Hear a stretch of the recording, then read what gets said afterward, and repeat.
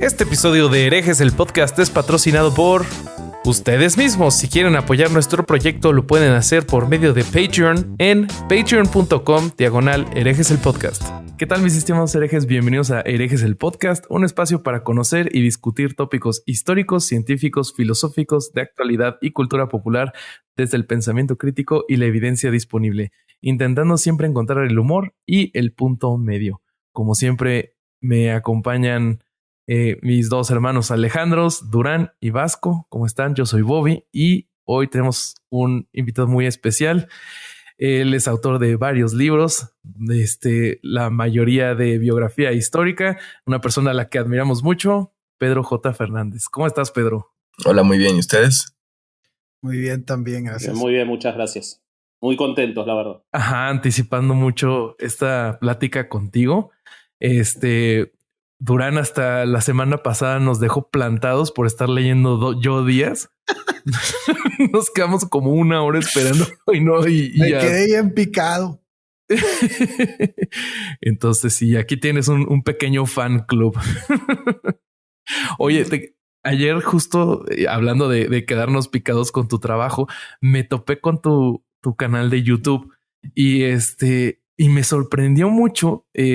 Sobre todo me quedé picado en el video que hiciste sobre preguntas que pues yo creo que a muchos les ha pasado y ya seguramente te lo han dicho muchísimas veces, pero me sorprendió mucho que no nada más haces libros de biográficos, sino que también tienes de vampiros y que te gusta también escribir fantasía, y me sorprendió mucho tu versatilidad como autor. Entonces, para los que nos escuchan, el canal de Pedro en YouTube está buenísimo y también tiene varios videos sobre dedicados para alguien que le gustaría empezar a escribir o que necesita herramientas para escribir. Entonces, recomendadísimo, chéquenlo. Seguramente te han dicho mucho esto de que la versatilidad que tienes como autor es muy sorprendente. ¿Te lo han dicho o no? Me lo han dicho en la editorial. Lo que pasa es que sí escribo de muchas cosas, pero nada más publico ficción histórica. Pero yo creo que escribir de todo o tratar de experimentar o explorar te da al menos herramientas para, o a mí en mi caso, para la ficción histórica. O sea, el hecho de estar, por ejemplo, la fantasía o la ciencia ficción, donde tienes que crear mundos con reglas o crear personajes muy característicos, me ayuda cuando yo estoy creando mi ficción histórica a tener que recrear esos mundos que técnicamente ya no existen y tengo que crear desde cero, y que uso técnicas parecidas a las que puede usar un escritor de fantasía. Claro, no, sí, debe de ser bastante difícil.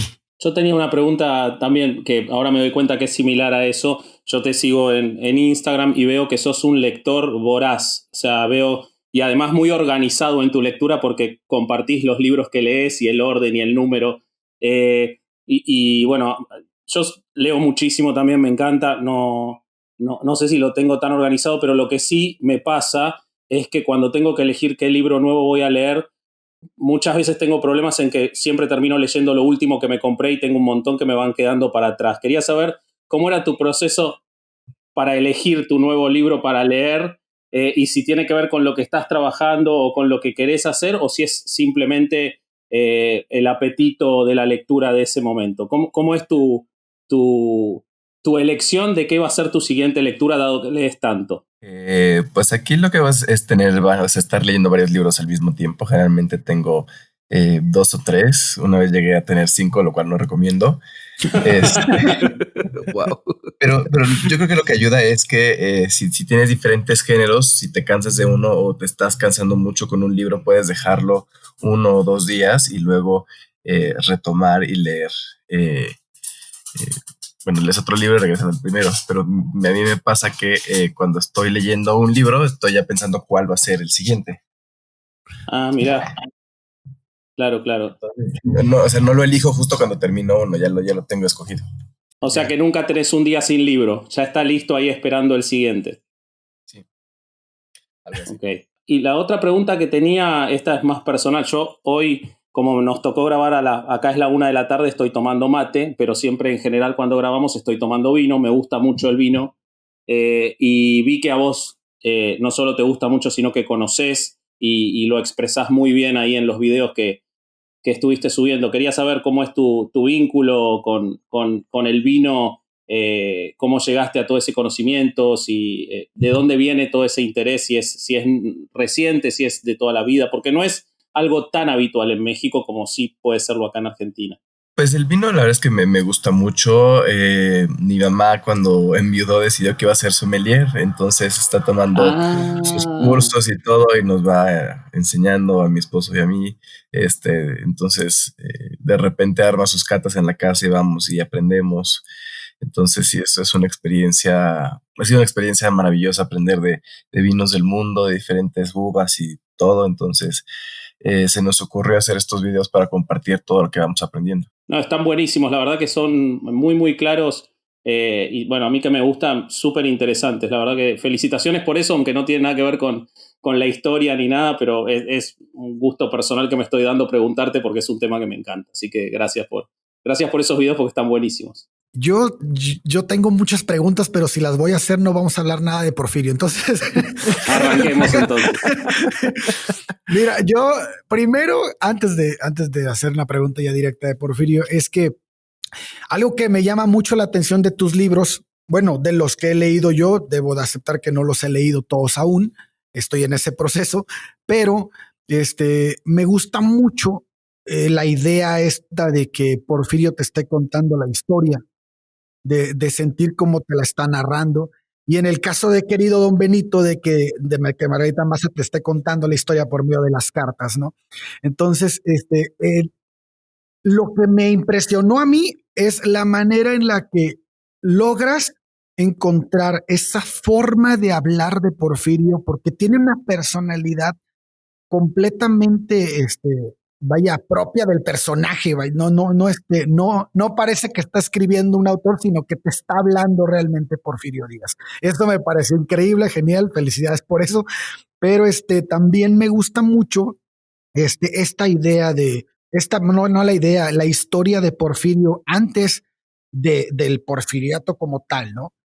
La vida de Porfirio, todos los dolores que sufrió, sus tragedias, sus victorias, sus peleas, su lucha, este personaje que no es de escritorio, que es un personaje de militar, de triunfos y derrotas, ¿no?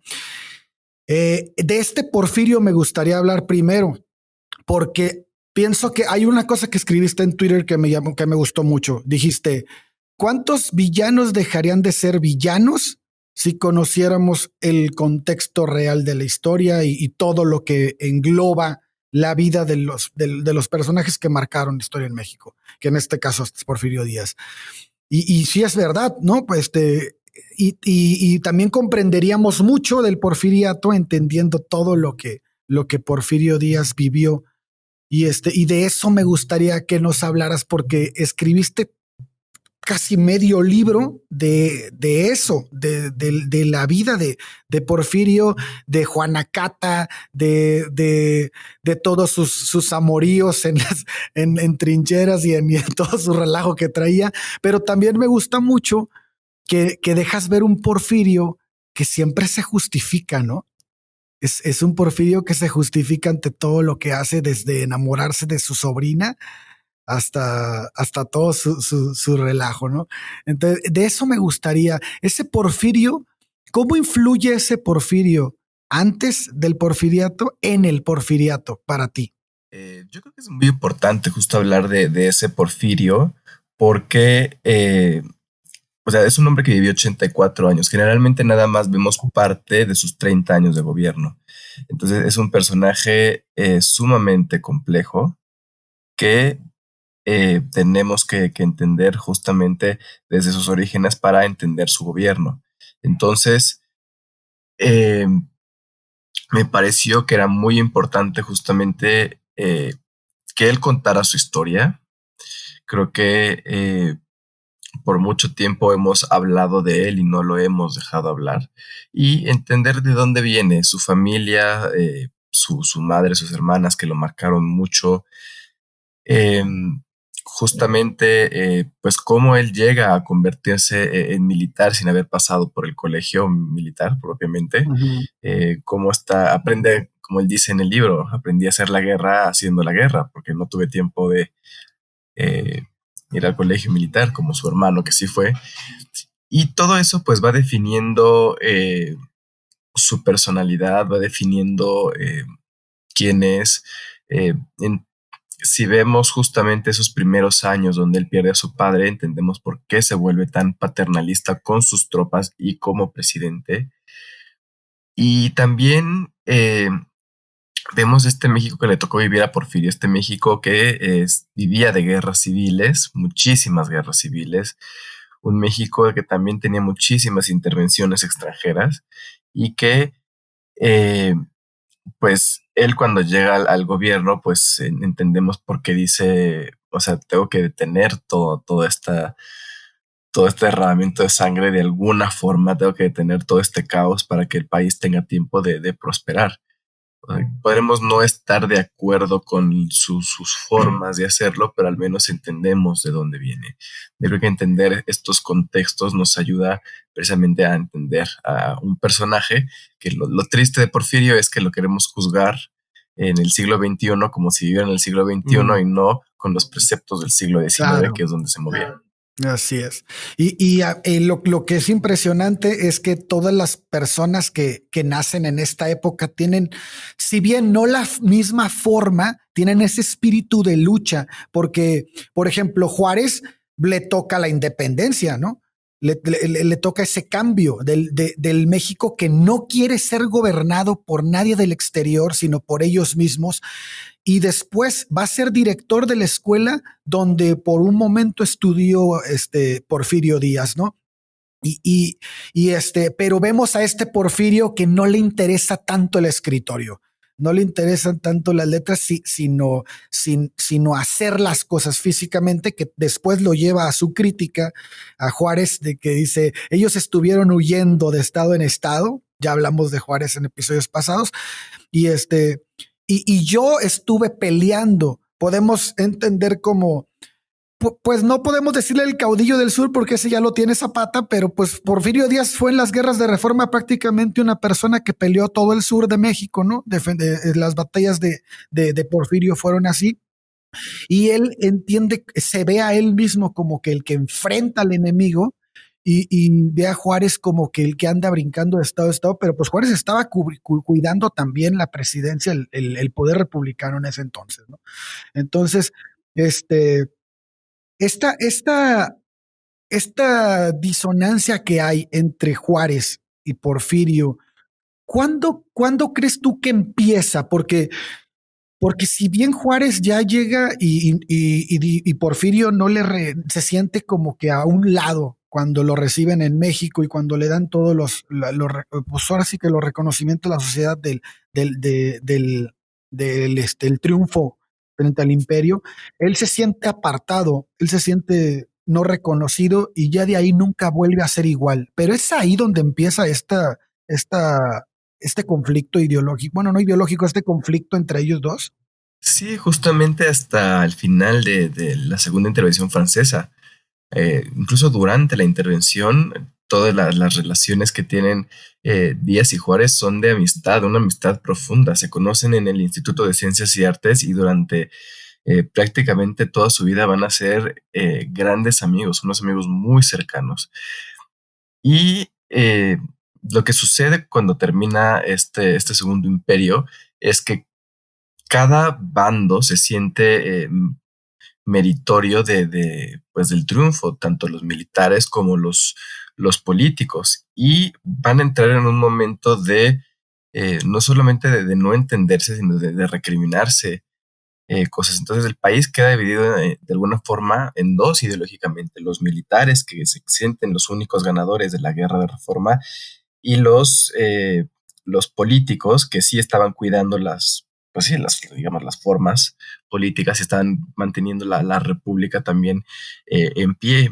Y de alguna forma los líderes de ambos bandos, de un lado va a estar Porfirio, del otro lado va a estar Benito, y se van a estar dando cachetadas con guante blanco todo este tiempo, empezando porque Juárez no deja que Porfirio entre con él a la ciudad, cuando finalmente Porfirio es el que recupera la capital. O sea, Porfirio recupera la capital organiza el desfile, se espera a que llegue Juárez y Juárez le dice que no puede entrar con él a la capital. Debe haber sido un golpe terrible para Porfirio, que él haya recuperado la capital, que se haya encargado de organizar la entrada triunfal y que en la mera hora Benito no lo haya dejado entrar con él, cuando el héroe militar del momento era precisamente el propio Porfirio. Entonces ahí empieza un rompimiento donde los dos se van a estar golpeteando todo el tiempo. Y a pesar de ese golpeteo, todavía hay un reconocimiento mutuo, que luego vamos a ver en el Porfiriato, que se inventa este juarismo nacionalista, pero al menos en ese momento, después del Segundo Imperio, pues sí va a haber este golpeteo entre Juárez y Díaz, que finalmente va a derivar en la Revolución de la Noria. Pero por ese golpeteo de unos años, se nos ha quedado en el inconsciente esta idea de que Juárez y Díaz se le vieron peleados todo el tiempo, cuando no es la fue realidad. así. Así es. Y hay otra cosa que me gustó mucho que destacaste en el libro, y es esta forma de reaccionar del pueblo creyente. Mira, bueno, de entrada, no sé si lo sabes, pero te estás platicando con 3 ateos. Creo que el título del podcast nos delata. Sí, debe haber sospechado por el título del podcast. Puede ser, pero me gusta mucho porque hay 2 eventos que marcan, bueno, para mí, marcan la mitad del libro en cuanto a creencias religiosas. Uno es la muerte del hermano, cómo lo matan al hermano, y lo matan, y también en parte la venganza, o sea, la muerte es tan trágica, bueno, lo que entiendo yo, por lo que hizo él antes, ¿no? De sacar al santo del pueblo y lo arrastraron por el pueblo, porque lo matan de una manera muy parecida, ¿no? Bueno, le hacen cosas muy parecidas a lo que él hizo al santo, incluso al grito de, le hiciste esto a nuestro santo, ahora vas a ver cómo te va a ir a ti. Y le cortan las plantas de los pies, lo hacen caminar por brasas ardientes, lo torturan, le quitan sus miembros viriles, bueno, lo matan horrible. ¿Tenía más de uno? Bueno, su miembro viril, sus testículos y su pene, vaya. Y y vaya, y esa es la primera. Y la segunda es cuando muere Delfina, ¿no? Cuando muere Delfina, la forma en la que llega el obispo y le dice, era obispo cardenal, no recuerdo muy bien, pero le dice, Porfirio, tienes que renunciar a la Constitución, ¿no? Y es como lo narras en el libro, y porque estás en pecado. Y bueno, me gustaría que lo platicaras, porque estas 2 partes a mí se me hace que te hablan de un Porfirio bastante creyente, pero más allá de la creencia y de la situación del país, cómo las creencias tan enraizadas pueden provocar cambios, o decisiones tan drásticas. Sí, pues es que Porfirio al final nunca dejó de ser católico, pero era un liberal, entendía lo dañino que era pues el poder de la iglesia en el Estado. Entonces, por eso es de los primeros que se suma a las leyes de reforma, a la Constitución del 57, y pues parte de eso era la superstición que había, un sentido religioso muy conservador, muy exacerbado, que pues finalmente va a provocar que se muera su hermano. Su hermano era gobernador de Oaxaca y le impone a los juchitecos un impuesto por la madera. Como los juchitecos no pueden pagarlo, el hermano de Porfirio se venga, entra a la iglesia, saca a San Vicente, que era el patrono de ahí, y lo arrastra por todo el pueblo. Le hace varias cosas al santo, que al final era una simple talla de madera también. Y finalmente, durante la guerra, durante la Revolución de la Noria, años después, Félix, pues obviamente entra del lado de Porfirio, está perdiendo una batalla, tiene que refugiarse en Juchitán. Los juchitecos se acuerdan de lo que le hizo a su santo y pues le hacen lo mismo, le cortan la planta de los pies, lo castran, lo desollan, le empiezan a desollar vivo. O sea, es una tortura terrible. que luego, cuando sale la telenovela de El vuelo del águila, que recupera la historia de Porfirio, también se ve ahí unas escenas largas de todo eso y es unos momentos más terribles, porque además lo estás viendo en la pantalla. Y así es como muere el hermano de Porfirio.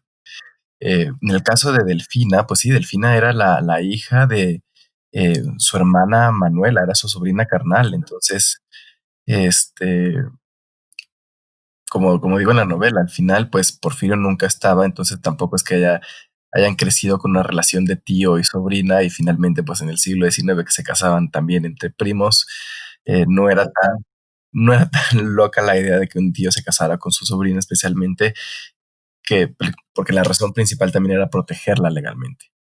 Entonces, como también era muy propio del siglo XIX, eh, tiene complicaciones de parto, le da peritonitis, sabe que se va a morir, y Delfina, que también era una mujer muy religiosa, le pide a Porfirio que se casen por la iglesia. Y el obispo, la Bastida, le dice que sí los va a casar, pero con la condición de que renuncie a las leyes de reforma, que renuncie a la Constitución del 57 y que vuelvan a unir el poder político de la iglesia y el Estado. Y Porfirio está en esta, pues, literalmente entre la espada y la pared, porque tiene a su esposa que se está muriendo, a su sobrina, y la iglesia lo está presionando para que renuncie a esta constitución. Y en este momento de duda, a Porfirio se le ocurre negociar esto con la iglesia y finalmente lo que hace es renunciar públicamente a la masonería. Entonces la carta que está en el libro es justa la carta real con la que Porfirio renuncia y se puede casar con Delfina. Eh, Finalmente entiende Porfirio que la iglesia ya sabe que no va a recuperar el poder y que quiere llevar la fiesta en paz. Entonces eh, empieza una política de reconciliación con la iglesia, que finalmente es lo que permite también que la iglesia no lo esté molestando durante su gobierno. Y Porfirio, para hacer un contrapeso de ese poder de la iglesia católica, es cuando empieza a permitir que entren otras religiones al país, es cuando llegan los protestantes de Estados Unidos, llega una comunidad judía muy importante y se empieza ya a establecer pues esta libertad credo, pero esa es durante el porfiriato. Claro, yo ahora, Ale, perdona, pero vinculado con esto, yo el libro con el que estudié para el episodio de hoy, que es el que tengo a disposición acá, yo leí 2 libros tuyos, pero la verdad que el de Yo Díaz acá en Argentina no lo pude conseguir. Y el libro que leí es uno de Alicia Speckman, de la historia mínima de México. Y ella habla de que durante el porfiriato si bien no deja de lado las leyes de reforma, sí les da hasta lugares en su gabinete, ¿verdad? En sus primeros gobiernos a representantes del clero. De esta negociación para alguien que no era de los, probablemente haya sido de los presidentes menos fervorosos católicos, pero sin embargo no tuvo esos conflictos con la iglesia. Ese pragmatismo condujo sus primeros gobiernos, ¿verdad? Durante el porfiriato. Digamos, la primera parte del porfiriato está muy marcada por ese pragmatismo de tomar de todos los sectores y lograr esa estabilización que no la había logrado antes, ¿verdad? O sea, es muy significativo con la iglesia eso. Sí, justamente, durante la primera presidencia, generalmente todos los hombres que lo rodean son personas que lo ayudaron a llegar al poder, que fueron sus compañeros de armas. Luego le deja el poder a su compadre Manuel González para que se lo vuelva a regresar, para que pueda él jugar un tiempo con esta idea de que como llegó con la bandera de la no reelección, puede volver a gobernar un segundo periodo. Y en el segundo periodo es cuando empieza a rodearse de todo, se rodea de juaristas, de lerdistas, se rodea de todas las corrientes políticas y es cuando empieza ya esta política de conciliación con la iglesia, porque además la iglesia la iglesia es un polvorín, sigue siendo un poder que quiere volver a estar presente y que quiere que deroguen ciertas partes de las leyes de reforma. Porfirio los logra controlar, pero finalmente esa es una olla de presión que va a estallar años después con la Guerra Cristera. Otra vez vuelve una guerra entre la iglesia y el Estado, pero Porfirio los logra controlar muy bien con esa política de conciliación. Y esa política de conciliación implica justamente, pues sí, juntarse con todas las fuerzas políticas y, como digo, hacer este contrapeso con otros líderes religiosos. Es eso que dices, Pedro, de cuando él tiene los primeros 4 años y luego llega su compadre. Bueno, él prácticamente lo pone, ¿no? Al compadre. Y pero también al compadre le juega por chueco con los periodistas, ¿no? Pero aquí aparece una figura bien interesante que es Manuel Romero Rubio y que después va a ser su suegro. Pero esto es interesante porque se habla muy poco. Bueno, yo no había leído muy poco de él, porque realmente no aparece mucho, pero sí es una figura muy importante durante ese no gobierno de Díaz antes de que se venga sus siguientes periodos. Y lo que entiendo es que él tenía un manejo de los periodistas, ¿no? Él tenía el control también de algo de ese tipo. ¿Estoy en lo correcto? Sí, Manuel Romero Rubio sí tenía control sobre los medios de comunicación. De hecho, como él fue un hombre muy cercano de Sebastián Lerdo de Tejada durante la presidencia de Lerdo de Tejada, los medios estuvieron golpeando a Porfirio Díaz a través de Romero Rubio. Finalmente, cuando muere Delfina, durante la primera presidencia de Díaz, pues como a los 4 o 5 meses conoce pues fue luego conoció a Carmen en una fiesta de la embajada norteamericana, y Carmen pues es una de las hijas de precisamente de Manuel Romero Rubio y Agustina Castelló. Se enamoran y se casan. Y, o sea, independientemente de este extrañísimo romance donde él tiene 51 y ella tiene 17. No tan extraño para la época, ¿no? Se forma una alianza política. Entonces, cuando durante la presidencia de Manuel González, o sea, esta idea que tiene Porfirio de van a querer que regrese, me van a extrañar si el presidente que me sucede va a ser peor que yo, entonces lo está golpeando. Esta sensación de que Manuel González es un mal presidente, y entonces Porfirio regresa por la puerta grande. O sea, era un político muy hábil. Pero sin embargo, la presidencia de Manuel González, de la que yo no pude encontrar tampoco mucho, ni siquiera de él. Sí sé que después fue gobernador y hasta su muerte, pero no fue o sea, hubo muchos logros durante esa presidencia, la fundación o la ley por la cual se dispone la fundación de la Universidad Nacional, el Banco Mercantil. Fue un periodo productivo para México y sobre todo que se mantuvo la pacificación. ¿Qué tanto influía en lo que sí fue positivo y lo que sí se fue logrando Porfirio? O sea, ¿qué tanto manejaba las cuerdas de lo que sí iban implicando avances, por más que él esmerilara el gobierno para que después quedara claro que el que tenía que gobernar era él? ¿Qué tanta influencia tenía él en los logros que se iban obteniendo en ese periodo? Bueno, Manuel González y Porfirio al principio estaban acordando cosas. Sabemos que Porfirio, cuando le deja la presidencia, le deja varios encargos, que son algunos de estos logros. Pero a Manuel González le empieza a estorbar Porfirio, porque Porfirio finalmente está gobernando detrás del poder. Entonces lo manda de gobernador a Oaxaca, así como de, ahí estés tranquilo, compadre. Y pues también eso es cuando Porfirio lo empieza a golpear un poco más, así como de, para que te enteres quién manda aquí. Y cuando Porfirio regresa a la presidencia, lo que hace es mandar a Manuel González a Guanajuato, así como de, ahí está tu gobernatura, ahí vete lejos. Ah, ok. Le va a pagar con la misma moneda. Pero sí, muchos de esos logros finalmente fueron pactados entre los dos. Okay. Los dos. Al final Porfirio gobernaba detrás del poder. ¿Para qué nos hacemos? Por eso era un Salinas. Ahora, qué historia repetida, no solo en México, sino en el mundo, la de estos líderes tan fuertes que hacen este experimento de imponer a alguien y pretender seguir gobernando detrás del poder, y al que imponen después se revela. Creo los chicos siempre se ríen mucho de mí, de que yo siempre, en todos los episodios hablo de Rusia porque me apasiona, pero creo que la única excepción a eso es Medvedev, cuando lo puso Putin y lo sacó e hizo lo que quería Putin. Pero en todos los demás casos de la historia, hasta recientes, lo vemos, lo que ocurre en Ecuador, ha ocurrido en Uruguay, en todos lados, qué difícil es para esos grandes líderes controlar al que imponen y que ve ese poder y cree que es propio, ¿verdad?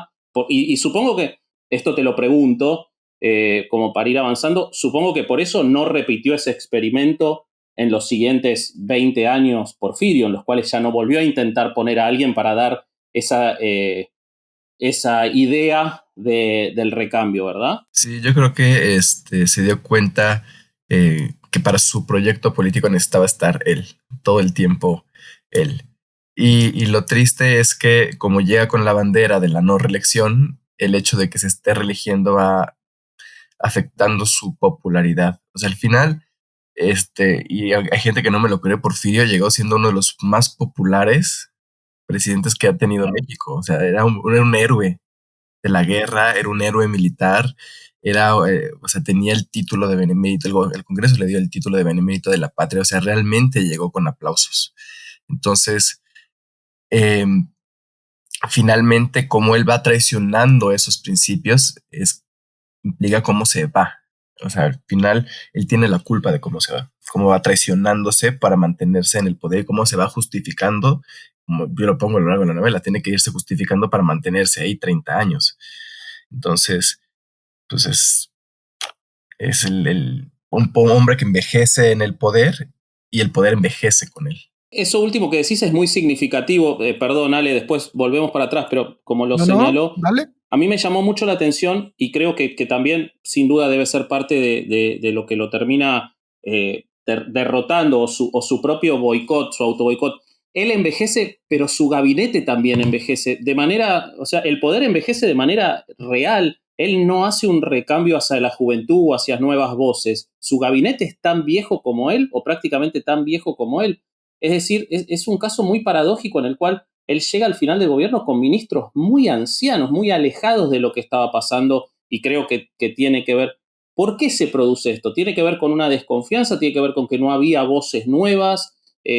¿Cuál es la razón por la cual, más allá de todo lo demás que haya ocurrido, las huelgas, la revolución en el mundo del proletariado, lo que sea, los procesos mundiales, por qué puntualmente Porfirio va teniendo este envejecimiento no solo de él, que es natural, sino de todo lo que lo rodea? ¿Por qué no se renueva en eso, siendo una persona tan inteligente y tan pragmática? Porque se rodea de hombres que él cree que son los correctos, tiene un gabinete muy capaz, pero finalmente se enterca con esos hombres. Entonces llega un momento, sobre todo al final del siglo XIX, donde ya tiene un gabinete más o menos fijo, que es el que le va a durar hasta el final, pero como él cree que son los mejores hombres para ese puesto, ya no tiene por qué cambiarlos.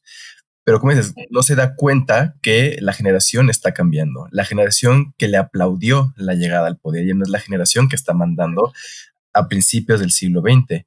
Entonces, cuando todos esos jóvenes quieren participar en la política, finalmente se encuentran con un tope. No pueden ser alcaldes o gobernadores, o no pueden tener un cargo en el Congreso, no pueden tener nada si Porfirio no los aprueba. Y Porfirio solamente está aprobando hombres mayores porque tiene esta idea de que la experiencia de vida vale mucho. Entonces, finalmente, por eso la Revolución Mexicana tiene tantos jóvenes en la política. Francisco I. Madero va a ser uno de estos hombres jóvenes que quiere participar en la política y que no se lo permiten.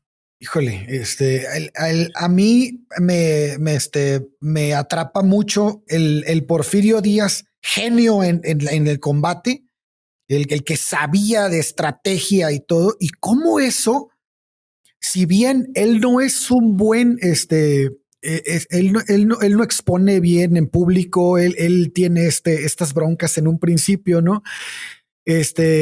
Incluso en el Congreso lo bajan, ¿no? Porque se le olvida lo que tiene que decir cuando está de diputado.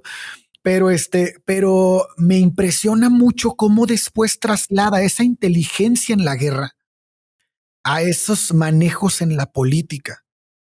Porque él prácticamente es un estratega de guerra que se convierte en un estratega político. O sea, la evolución en su forma. No sé si no creo por su orgullo y por su forma de ser que haya permitido que alguien le estuviera diciendo cómo se tenía que mover políticamente. Más bien siento que es algo que él empezó a aprender durante todo su gobierno, y que al final, al menos en los primeros años de su gobierno, logra muy bien, porque el primer año logra la inversión extranjera, logra el reconocimiento internacional, logra varias cosas que eran importantes para después, los cimientos que iban a ser lo que después le iba a perpetuar un poco más, ¿no?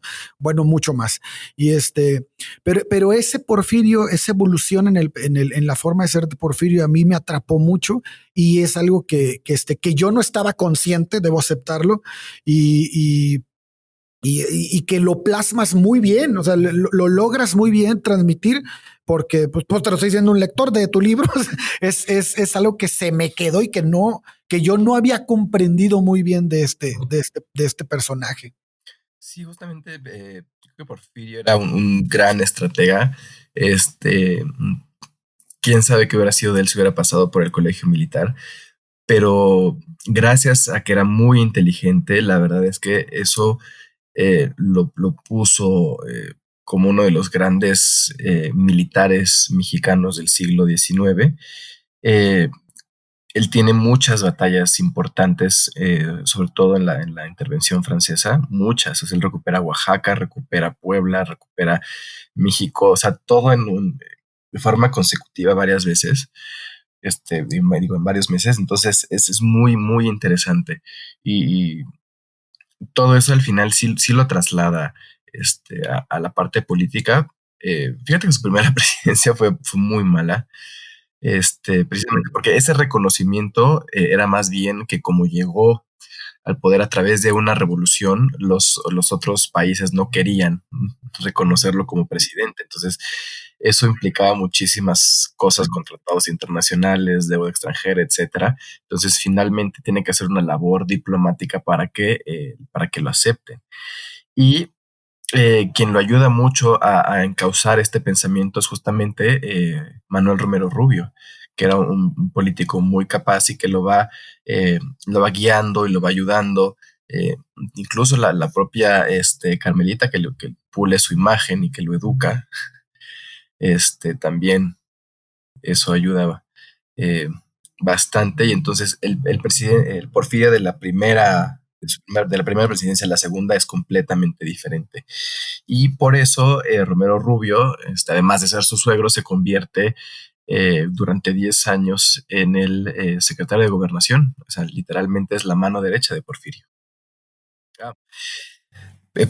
Manuel Romero Rubio finalmente encausa este pensamiento político de Porfirio, y durante la segunda presidencia llega ya con un pensamiento formado, ya con una imagen completamente diferente gracias a su esposa, que le pule la imagen, lo educa, y lo hace la imagen icónica que tenemos hoy de Porfirio con el bigote francés y con la levita y todo, es la construcción de Carmelita. Y todo eso pues va a ayudar finalmente a cimentar la imagen de Porfirio. Por eso es lógico que Porfirio haya escogido a Romero Rubio como su secretario de Gobernación. Claro que estamos hablando de un caso de nepotismo porque finalmente era su suegro. Claro. Yo ya te hago una pregunta relativa a vos estabas hablando de cómo eran sus cambios y antes hablábamos de su envejecimiento y de su terquedad. Yo veía, y en el libro que yo leí, se habla de 2 porfiriatos, y Speckman marca ese límite en 1890, con el cambio hacia la reelección indefinida. Pero leyendo los logros que ocurren incluso entre 1890 y 1900, todavía hay la constitución de los ferrocarriles y muchas cosas más que son muy progresivas y muy liberales y que marcan avances. Y yo donde veo el punto de quiebre, digamos, hacia lo que ya es el declive irremediable, yo lo veo más con toda esa discusión de la constitución del vicepresidente y de si él se va a volver a presentar o no en 1904. ¿Por qué ocurre todo? Y toda la cuestión, me interesaría que nos cuentes un poco sobre la figura de Bernardo Reyes también, a quien él pone en el gabinete, luego lo saca, luego es candidato por la presidencia. Es esa etapa entre 1900 y 1904, digamos, en la que ya se constituye una crisis que no va a tener remedio. ¿Nos podés comentar un poco cómo se produce, por qué es la discusión de la vicepresidencia? Sí, yo también concuerdo que el porfiriato se rompe en 1900. Es justo donde la gente se empieza a preguntar si nadie más puede gobernar, donde ya se dan cuenta que Porfirio está viejo y empiezan a mirar a otros hombres. Y uno de ellos es un militar muy capaz de Nuevo León, que es Bernardo Reyes. Y Porfirio, en su forma muy estratégica de ver las cosas, lo invita a formar parte del Ministerio de Guerra. Con la idea de que había otro hombre que también estaba volviéndose muy popular, que era José Yves Limantour, que era el ministro de Finanzas, que había arreglado todas las finanzas terribles que habíamos tenido en México durante el siglo XIX. Y aunque sí considera que los dos son muy capaces, lo que hace es que deja que los dos estorben. Entonces, en el gabinete, lo que hace es que estén cerca, les da un protagonismo a los dos y luego se echa para atrás y deja que se peleen. Finalmente, eso va a provocar que Bernardo Reyes renuncia al gabinete y se regresa a Nuevo León, donde Porfirio le va a seguir dando balas para que lo tenga de amigo, pero cuando empieza otra vez a tener mucha popularidad, más hacia finales de la década, lo vuelve a mandar lejos. Y lo mismo le pasa a Limantour. Limantour no está en las fiestas del centenario de 1910 porque lo manda a Francia a hacer algún encargo ridículo, y entonces ahí están los dos, porque el protagonista tiene que ser Porfirio. O sea, Porfirio maneja a sus hombres así, deja que se estorben o los manda lejos. O sea, para él la política es un tablero de ajedrez y así es como él lo maneja. Pero justamente entre 1900 y 1910 va a tener que estar manejando así a sus hombres porque Porfirio no quiere perder el poder. Y se vuelve un hombre que no puede gobernar el siglo XX, que no lo entiende. Es un hombre que no sabe qué hacer con las huelgas obreras. Es un hombre que no sabe qué hacer con estas peticiones de derechos que empiezan a llegar. Él es un hombre del siglo XIX. Es un hombre que tiene otra forma de pensar. Entonces empieza a haber rompimientos por todos lados. O sea, muchos de los grandes errores, los grandes crímenes y todo eso que le recriminamos al porfiriato sucede justamente durante los últimos 10, 11 años. No fue una constante durante los 30 años. Claro. Y es ahí donde se cae todo. Pero sí inicia así, ¿no? También como que era lo que deja ver, lo que dejas ver en el libro también es un Porfirio muy directo al momento de tomar las decisiones, ¿no? Con la famosa frase de mátalos en caliente, que fue casi al inicio, ¿no? Y que tú la pones lo que en verdad dijo, ¿no? El telegrama que manda. Pero que hoy lo puse en Facebook y todo, solo puse las palabras que pusiste tú, las letras así como desacomodadas y todo el mundo me puso, ¿qué? ¿De qué estás hablando? Pero lo puse así nada más para generar polémica. Y y me deja ver que Porfirio es una persona tajante, ¿no? Así que dice, a ver, la crítica, ¿no? De la muerte de Maximiliano. ¿Para qué lo meten a un juicio? Estas personas se matan y ya. Viste aquí, tiras sangre y te mato. O sea, es una persona que critica la legalidad de Benito Juárez al haber hecho todo el juicio. Si al final lo ibas a matar, mátalo. Que finalmente es una forma de pensar que si bien la vamos a ver más acentuada en los últimos 10 años, como dices tú, sí es algo que él viene ya, que él ya deja ver desde tiempo atrás, ¿no? Sí, él tiene una forma muy particular de pensar. En el caso de Maximiliano sí le molestó mucho el juicio. Se va un juicio en un teatro cuando ya todos sabían en qué iba a terminar. O sea, ¿para qué haces todo el rollo legal? Y algo que le molesta mucho a Juárez y a otros liberales de la época es que cuando termina la segunda intervención francesa, Porfirio dice: no voy a fusilar a los franceses, no voy a fusilar a los soldados extranjeros, ellos solo estaban siguiendo órdenes, entonces para mí no son criminales y a mí no me corresponde juzgarlos. Entonces eso también va a tener un rompimiento con muchos liberales. Él solamente fusilaba a los mexicanos que habían participado con los intervencionistas, pero a los intervencionistas en sí, sobre todo a los soldados franceses, como ellos no tienen la culpa, les dijeron que vinieran, los pobres muchos eran adolescentes, porque ni siquiera mandaron a la parte, pues al grueso del ejército francés o al entrenado que seguía allá peleando con Prusia. Entonces, Porfirio es como de, los va a perdonar y que se regresen a su país ya. Aquí ya tuvieron su aventura y van de regreso. Entonces eso va a tener muchos problemas. Y lo que hacen Juárez y Lerdo es que cuando de repente hay levantamientos, pues mandan al ejército. En algunos casos también con levantamientos hicieron lo mismo que Porfirio con el Mátalos en caliente. Era la forma de gobernar y los tres, la verdad es que pensaban muy parecido. En el caso del la política de Mátalos en caliente, es que ni siquiera es política, porque la gente cree que Porfirio estuvo fusilando gente 30 años. El incidente de Mátalos en caliente tal cual era 9 lerdistas que se querían levantar y antes de que hubiera un levantamiento los pasó por las armas. Claro. Pero a partir de ese incidente se quedó esta leyenda de que Porfirio trataba así a todos a todos los disidentes. Y si hubiera sido así, esa hubiera sido su política para contener la revolución, y claramente no fue así. Yo te quería preguntar una cosa más general. A ver, Porfirio viene, él arranca su gobierno, su revolución es exitosa y él comienza lo que va a ser después designado como el porfiriato, esos 30 años, de un periodo histórico de México absolutamente revulsivo y en el cual, si bien hay gobiernos por momentos más formales que reales, es una realidad que Benito Juárez tiene que estar pasando de un lugar para otro. Antes hay revoluciones permanentes y luego de que él termina su gobierno, que lo termina con una revolución, esa revolución tampoco encuentra fácilmente una forma de gobierno hasta que después ocurre digamos, el ascenso de lo que va a ser un gobierno de 70 años.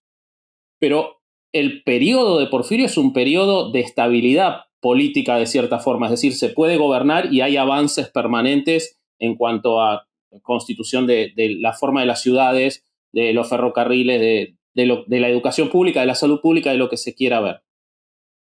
Entonces, la revolución como terminación de su gobierno, más allá de que haya razones propias que tienen que ver con el agotamiento y lo que vos comentabas antes, ¿no era inevitable para el funcionamiento de la política y de la historia mexicana? ¿No era inevitable que un periodo, no había sido ya un periodo extraordinariamente largo de estabilidad y ya fuera por una cosa o por la otra, no era inevitable que se volviera a esas situaciones?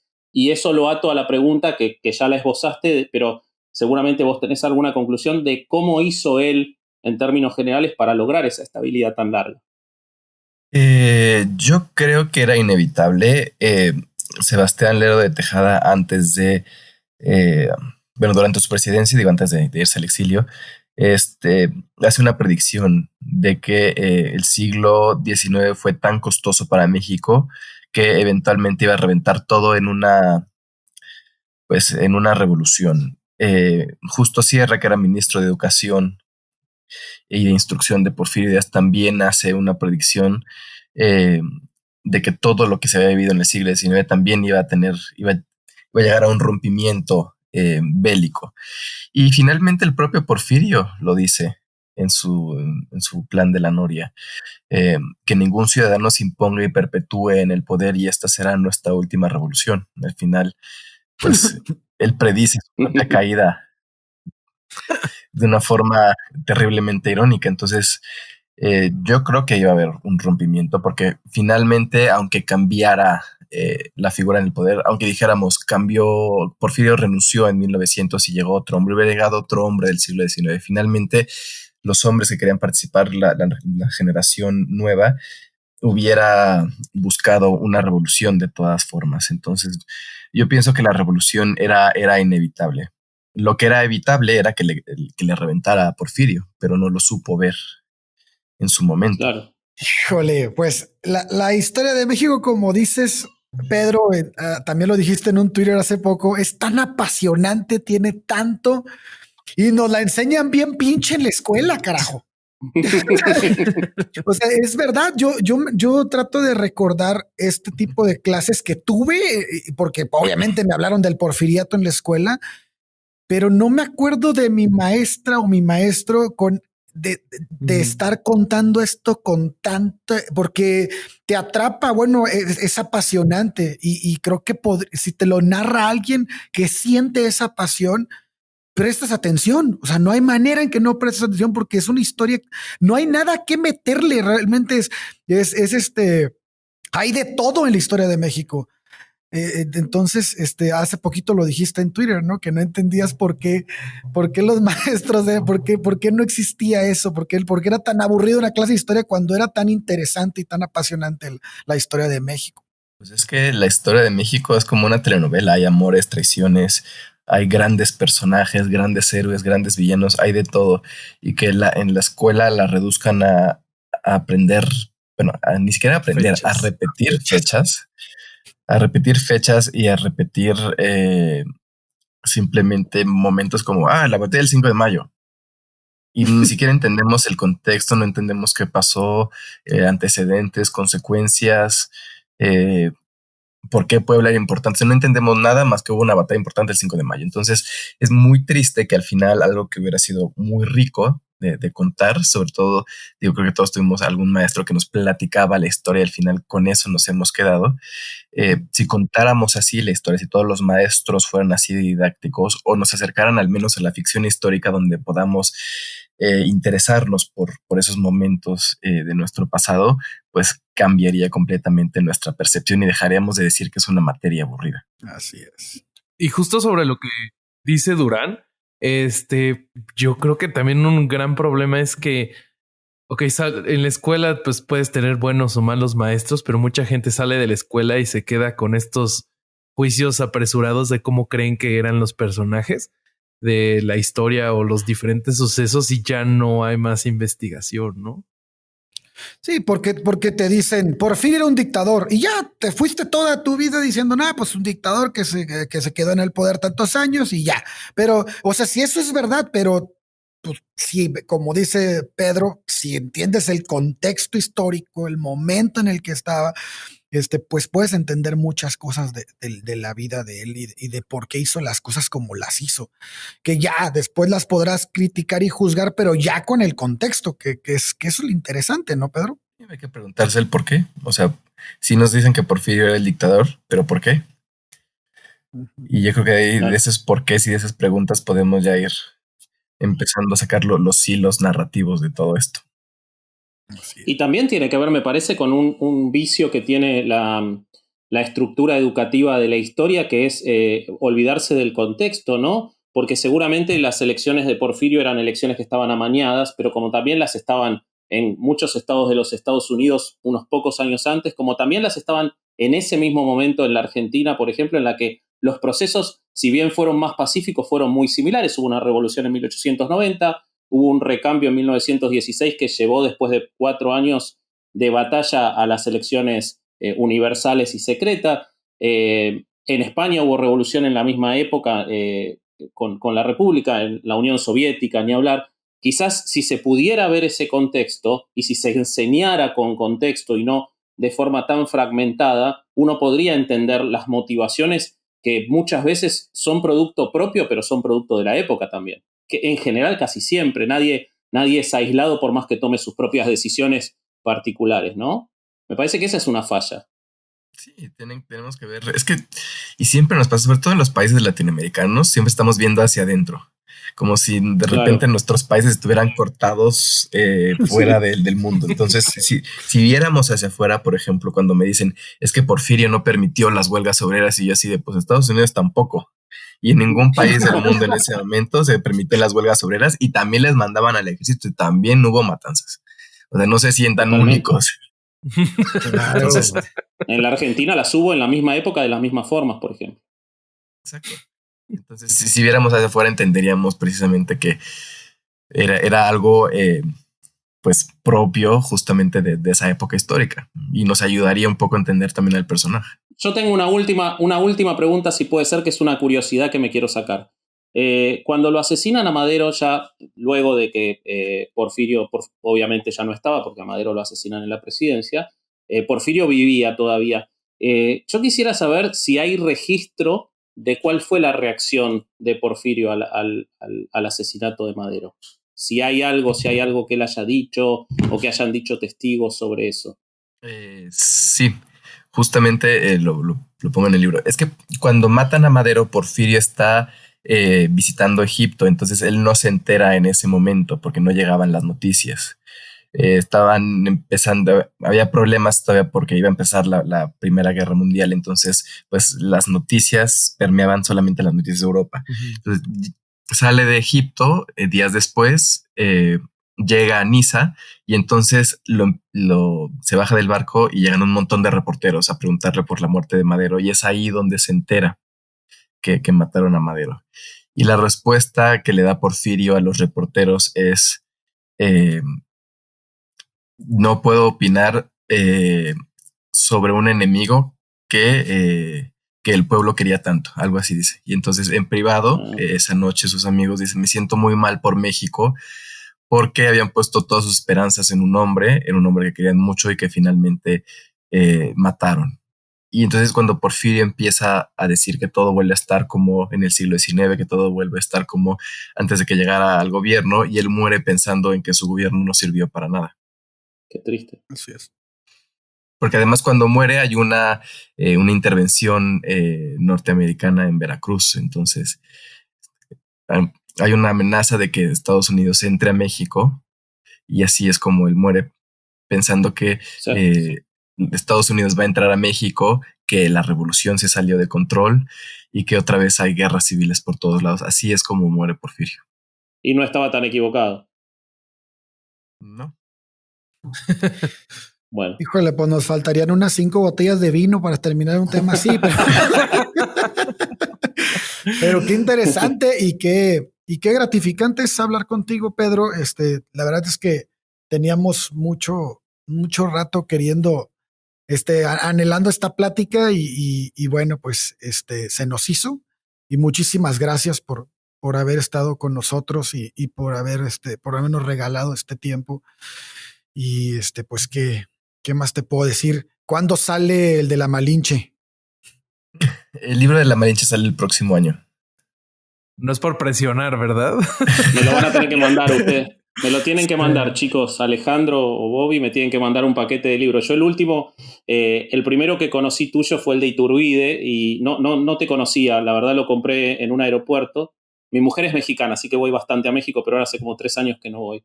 Y me apasionó. Ya conocía la figura de Iturbide, pero como un villano, de nuevo, lo mismo. Y la verdad que leer ese libro fue maravilloso para mí. No solo por lo bien que está, sino por cambiar esa percepción y tener una amplitud de la historia mexicana que, como vos decís, quienes la percibimos de afuera, la percibimos muy en términos dramáticos griegos o de telenovela, como prefieras. Y la verdad que me pareció apasionante. Así que espero recibir los próximos o poder viajar a México alguna vez de vuelta y comprarlos. Pero muchas gracias por este tiempo. Nosotros nos encargamos, no te preocupes. Y bueno, pues ya para terminar, ¿cómo te podemos encontrar en redes sociales, Pedro? Twitter e Instagram como PedroJ86. Ajá. Y mi alter ego en Twitter es @Don Porfirio Díaz, en Instagram es @Don Porfirio. Y los dos tenemos también página de Facebook, entonces ahí. Entonces ahora a Porfirio le llegan ya las noticias rápido porque ya está en redes sociales. Así es. Tratando de entender el siglo XXI, ¿no? Un poco. Eso es lo más maravilloso de tu Don Porfirio, es eso, que no es una recapitulación de lo que fue, sino tratar de entender lo que está pasando desde esa mirada. Eso me parece excelente de tu tweet. Sí, es maravilloso, síganlo. Este fue otro domingo de no ir a misa y escuchar herejes en podcast. Y bueno, mis estimados herejes, hemos llegado al final del capítulo. Espero que hayan disfrutado mucho de esta plática que tuvimos con el buen Pedro. En la descripción del capítulo les vamos a dejar las ligas para que puedan checar todos los libros que ha escrito Pedro y ojalá se animen a comprar uno. Eso es todo por hoy y nos vemos en la próxima.